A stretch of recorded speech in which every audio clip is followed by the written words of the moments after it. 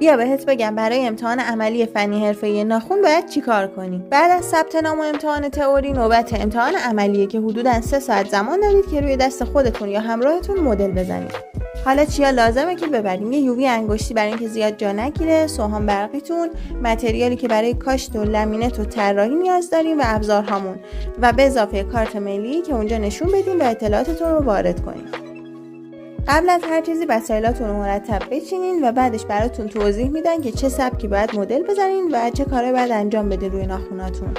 هر مرحله از کارتون نمره مجزا داره و بعد از هر مرحله آزمونگرها چک میکنن کارتون رو و بعد نمره میدن. بهداشت مثل استفاده از روپوش و پیشبند، مانیکور اصولی، ظرافت و تمیزی کاشت و طراحی ها و سرعت عملتون هر کدوم نمره مجزای خودشون رو دارن.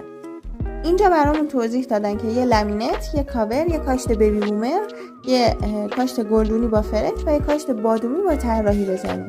خلاصه که شروع کردم به ریموو کاشت‌های قبلیم و مانیکور کردن و چون استفاده از گوشی اینجا زیاد مجاز نبود از بقیه مراحل نتونستم فیلم بگیرم. در نهایت این شد از نتیجه کار که خیلی آزمونگرا دوستش داشتن و نمره آزمونم چند روز دیگه میاد. اگه سوالی در مورد نحوه ثبت نام و امتحان تئوری داری کلمه آزمون رو کامنت کن که تو دایرکت برات توضیح بدم.